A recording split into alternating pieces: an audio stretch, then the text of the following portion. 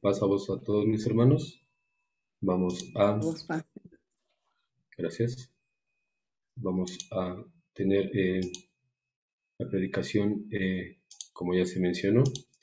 Gracias a Dios que me ha permitido compartir de su mensaje. Vamos a compartir una presentación para irnos guiando en esta predicación. Muy bien. La predicación, como ya escuchamos, está basada en lo que es la lectura bíblica de Hechos, capítulo 14, y la cual nos habla sobre Pablo y Bernabé, estos dos apóstoles que están predicando el Evangelio afueras de la ciudad de Jerusalén, en otras naciones, en otras ciudades. Y ellos afrontan diferentes eh, situaciones por predicar el Evangelio. Y a través de todo el capítulo le van pasando diferentes cosas a los apóstoles. Y vamos a ir proyectando algunos versículos de este capítulo. Ustedes los pueden ir leyendo. Y asimismo vamos a ir viendo los temas que acompañan a nuestro tema principal, que está enfocado a que nada nos detenga de predicar el Evangelio. Y primeramente, mis hermanos, hablar sobre la predicación. Estos dos apóstoles, nos dice este capítulo, que ellos están en estas ciudades, pero bueno, ellos se encuentran en estas ciudades porque es una encomienda que nuestro Dios les da. Es una misión que no viene por meramente alguna indicación humana, sino viene por parte de nuestro Dios. Y esta predicación, mis hermanos, ¿cómo fue? Bueno, por lo que estuve revisando en lo que es esta narrativa, fue a través del Espíritu Santo. Y el mismo Dios da manifestaciones de la presencia de Él, de ese acompañamiento que tiene con los apóstoles. Porque, como nos dice este versículo que tenemos en pantallas, hubo ese grande amor y se manifestó realizando señales milagrosas y maravillas que hacía Dios a través de los apóstoles. Y como tal, mis hermanos, no nos dice exactamente este capítulo cuál fue el mensaje, como quizá podamos nosotros encontrar en otros capítulos de este mismo libro, por ejemplo, en el capítulo 2, en lo que es eh, el primer sermón de Pedro. Ahí se nos narra qué fue lo que dijo Pedro. Mas, sin embargo, en este capítulo solamente nos dice que ellos hablaron también y solamente. Entonces, tomando esta parte, me vino a mi mente, existirá, digamos, alguna fórmula inamovible para predicar, y por lo que entiendo, no hay una fórmula inamovible. Si bien las predicaciones son obra del Espíritu Santo, y en estas predicaciones Él nos guiará para saber qué decir sin tener, digamos, algún guión, algo que nosotros podamos decir, bueno, vamos a siempre predicar de esta manera y esta es la manera, digamos, correcta, ¿no? Lo que sí tenemos es un mensaje principal, y a través de este libro de los Hechos se presenta el mensaje, digamos, cristiano básico, que Jesús cumplió las profecías de la Escritura con sus hechos y su vida, que Él fue crucificado y Dios lo levantó. Y ante ese hecho, la respuesta que debemos tener, o la que es necesaria, es arrepentirse de los pecados y creer en Él. Y todos aquellos que hacen esto reciben el regalo del Espíritu dado por Dios. Y en otros versículos más adelante podemos ver qué resultados trajo esta predicación. Pues bueno, esta predicación, como podemos ver y nos dice la narrativa, hubo conversión de personas, tanto judíos como no judíos. Y por leer el mensaje se manifestó o se despertó en ellos la fe. Porque aquí en el versículo 9 que está en pantalla, nos dice de un hombre que escuchando el mensaje, Pablo lo miró fijamente y dándose cuenta de que el hombre tenía fe en que Dios lo podía sanar. Y así fue, así lo sanó. Y también hubo otro resultado al momento de que los apóstoles predicaron. También hubo quienes no creyeron. Y Pablo y Bernabé se enfrentaron con ellos. Y cuando ellos predican, pues bueno, se exponen, digámoslo así, a que los vean muchos ojos.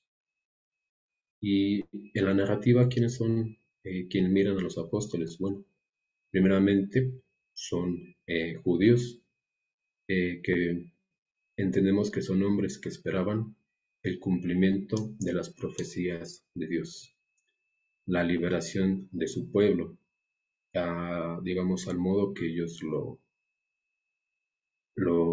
interpretaban, ¿no? A alguien, digamos, bélico para poderlos librar del, del gobierno invasor.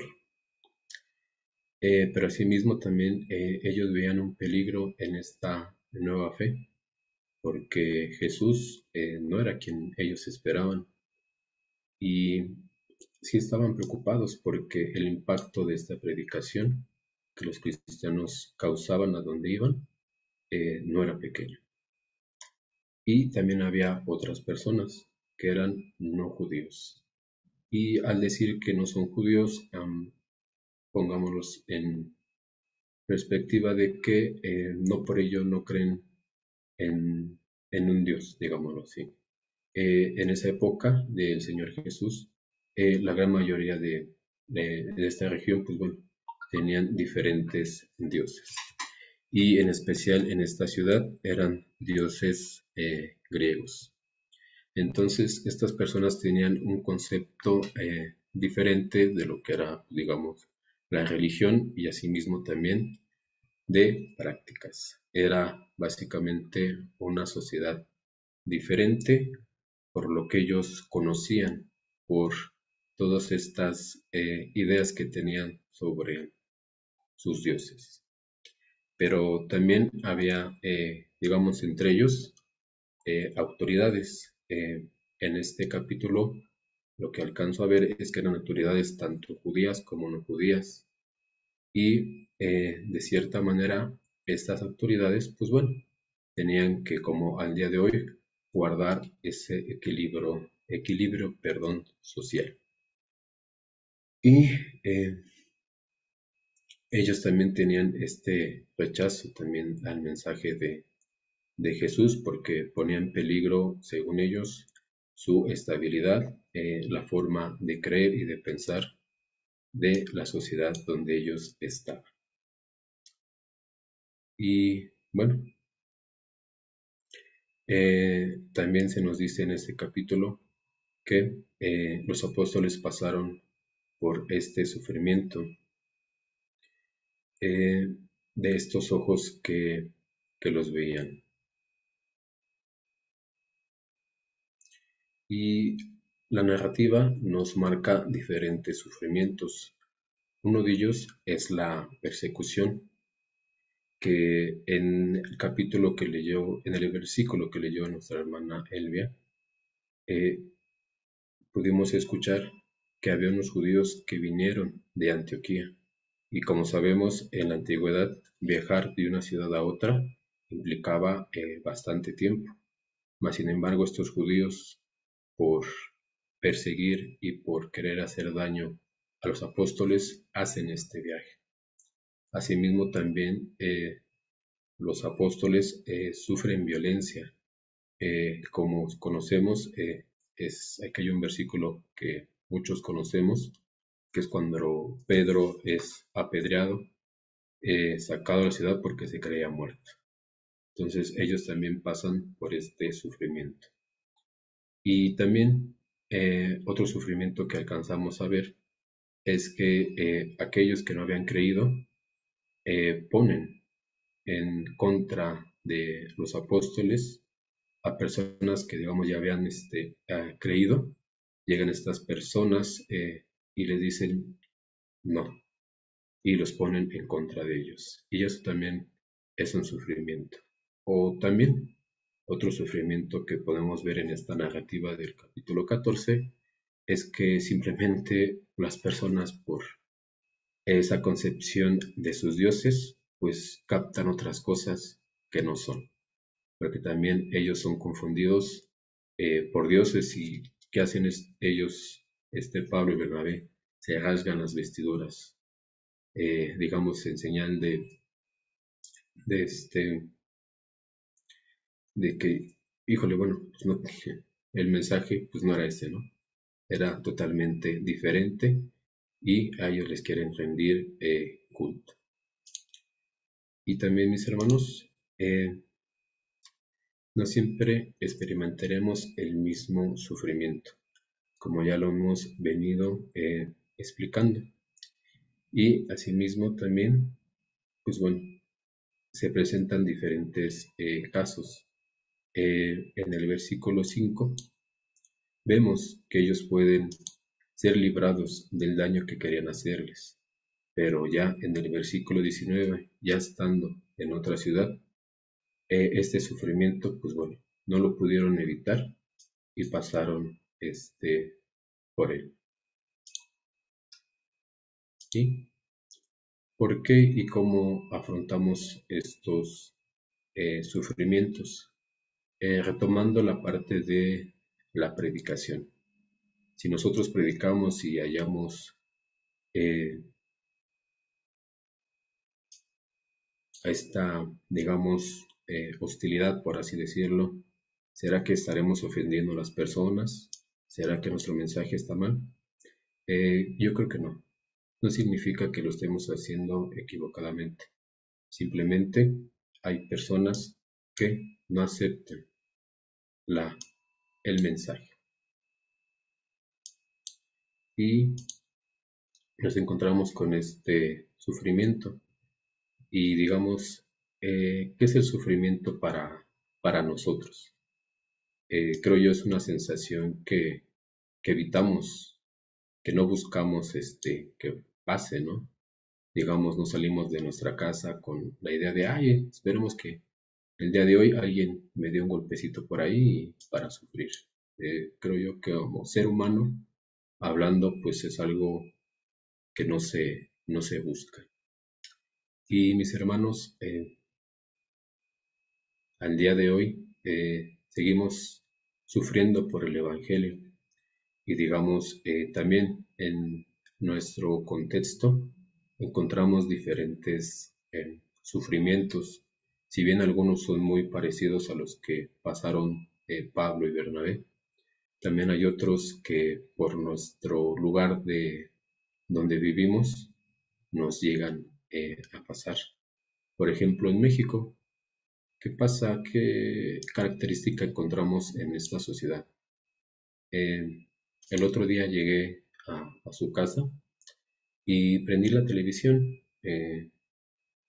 y estaba la programación y en la parte de abajo aparece el título de esta programación y decía Santo contra Cerebro del Mal, ¿no? Y yo me puse a pensar, pues, ¿qué programa es ese, no? Dije, al igual están haciendo algún experimento de ver cómo funciona la mente del cristiano y la mente del no cristiano, ¿no? Yo pensé así, lo pensé de un momento a otro. Y de repente, pues, veo que empieza una película del santo contra el cerebro del mal, ¿no? Y pues me reí yo mismo, dije, qué diferente es uno, ¿no? Pero, ¿qué hubiera pasado si hubiera hecho este comentario sin querer predicar el Evangelio con alguna otra persona, ¿creen que hubieran recibido alguna burla? Y pues bueno, de hecho, sí he recibido burlas por diferentes comentarios, pero también cuando nosotros predicamos el Evangelio como tal, nos exponemos a diferentes pensamientos que el día de hoy existen. Por ejemplo, el pensamiento científico. Cuando tú predicas del Evangelio, predicas la parte de lo que es la creación, ¿no? Y te empiezan haciendo, no, pues a ver cómo está esto de 7 días, ¿no? Y cosas por el estilo, ¿no? También podemos nosotros encontrar pensamiento escéptico. Si bien antes era más común que la gente creyera en algún Dios, hoy día pues es, digamos, menos común, ¿no? O tener un pensamiento, digamos, muy marcado de lo que es un Dios. Y también tenemos algunas otras partes también de pensamiento, por ejemplo, histórico, que las personas te dicen, no, pues es que esto no pasó, esto sí pasó, esto pasó de esta manera y no es como tú me lo dices. Y diferentes situaciones que se nos van a presentar cuando predicamos el Evangelio. Pero en cada situación nos debemos dejar guiar por Dios. Y eh, los ojos que nos ven, mis hermanos. ¿Cómo creen ustedes que Dios ve a aquellos que les predicamos el Evangelio? Y hay unos versículos que creo yo todo cristiano son sus versículos de fuerza que debemos de memorizar. Por ejemplo, que nos dice Juan 3, 16 y 17. Porque de tal manera amó Dios al mundo, que ha dado a su Hijo unigénito, para que todo aquel que en él cree no se pierda, mas tenga vida eterna. Porque no envió Dios a su Hijo al mundo para condenar al mundo, sino para que el mundo sea salvo por él. Como sabemos, para nuestro Dios, toda vida es valiosa. Por toda vida que hay en este planeta, Cristo murió por él. Y hay salvación mientras ellos tengan vida. Y mis hermanos, bueno, hay otra parte también, enfocándonos más hacia los apóstoles. ¿Qué habían experimentado los apóstoles a conocer a Jesús? Ya que hablamos de Pablo y Bernabé, sabemos que Pablo, como ya lo hemos venido viendo en estas predicaciones del libro de los Hechos, él cómo estaba en contra y después de tener el encuentro con Jesús, él cómo tiene el cambio y asimismo Bernabé, de quien nos habló nuestro hermano Abraham García. Y pongo esta palabra de experimentar porque eh, a Dios hay que dejarlo actuar en nuestra vida. Y tú te tomas de Él porque si bien sabemos que la fe no, no se ve, pero se puede experimentar muchísimas cosas cuando tú conoces a Jesús. Y entiendo que los apóstoles cuando predicaban el Evangelio lo hacían con esa convicción de lo que ellos habían experimentado, de que ellos querían compartir para con los demás. Y también cuando nosotros afrontamos los sufrimientos, debemos de entender a mi interpretación, pues bueno, que Dios como tal no es quien provoca ese daño. Sabemos que es esta negatividad, este rechazo hacia lo que es Jesucristo. Y también que Dios no actúa como los hombres. Dios también sufre con nosotros.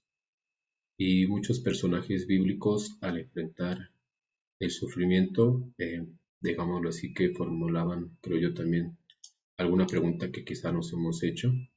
¿Por qué Dios permite el mal y el sufrimiento?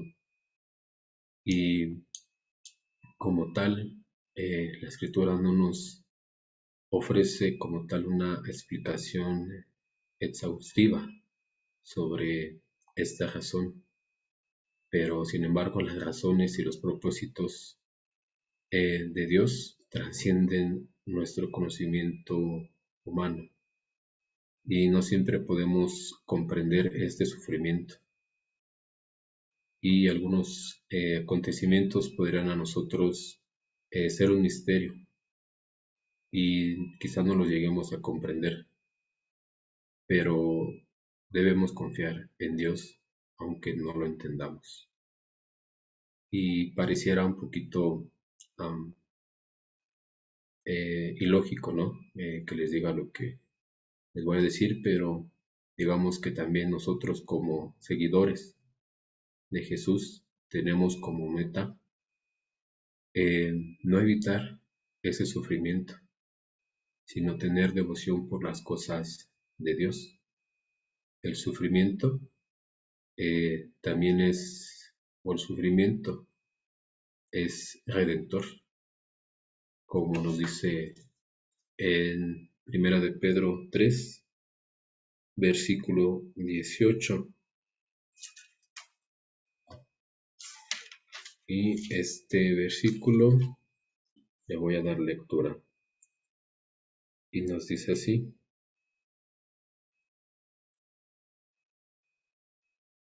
porque también Cristo padeció una sola vez por los pecados, el justo por los injustos, para llevarnos a Dios, siendo la verdad muerto en la carne, pero vivificado en espíritu. Y cada uno de nosotros, mis hermanos, estamos llamados a participar de su sufrimiento, como nos marca la cita de Romanos 8, versículo 17 y 18, los cuales también les voy a dar lectura. Y nos dicen así: y si hijos, también herederos, herederos de Dios y coherederos con Cristo, si es que padecemos juntamente con Él, para que juntamente con Él seamos glorificados. Pues tengo por cierto que las aflicciones del tiempo presente no son comparables con la gloria venidera que en nosotros ha de manifestarse. Amén.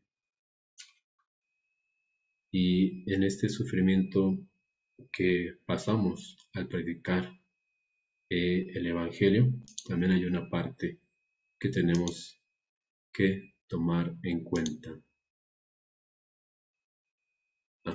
Y eso lo vemos en el versículo 20. Si bien Pablo es echado fuera de la ciudad porque se creía muerto, nos dice el versículo 20 que él se vio rodeado de los creyentes. Y en esta parte veo que también en los sufrimientos Dios nos va a dar ese acompañamiento a cada uno de nosotros. No nos dejará pasar solos por este sufrimiento. Y este sufrimiento también trae otra acción, que es: todo es para crecimiento. Los apóstoles, después de esta situación, aquí enfocados más a la parte de Pablo, él se levanta y continúa predicando el Evangelio. Se pasa a otra ciudad, mas sin embargo, al regresar, él da testimonio a los fieles y los invita. ¿Para qué? Para entrar al reino de Dios. Les dice, los anima, perdón, a ellos, y dice: para entrar al reino de Dios tenemos que sufrir mucho. Entonces también está esta parte de la edificación en la predicación. Y nosotros debemos continuar predicando. Si bien nosotros, como lo dice aquí esta parte, aunque debemos estar siempre preparados para el regreso de Cristo, hemos de enfocarnos en ser sus testigos en este mundo. Y el libro de los Hechos nos invita, en lo que es su capítulo 1, del versículo 6 al 14, a esperar, pero también a trabajar, mientras llega nuestro Señor Jesucristo por segunda vez. Y mis hermanos, en esta noche, eh, esta es la predicación y doy gracias a Dios por haberme permitido compartir el mensaje, esperando que, como yo, tomemos el mensaje para confrontarnos, porque sí, cuando me tocó el tema, me pregunté, bueno, ¿por qué me toca este tema? Eh, y entiendo desde mi situación que es con un propósito, eh, para hacer o quitarme de hacer algo y emprenderme en esta tarea que tenemos por parte de nuestro Dios. Mis hermanos, muchas gracias por su atención. Paz a vosotros.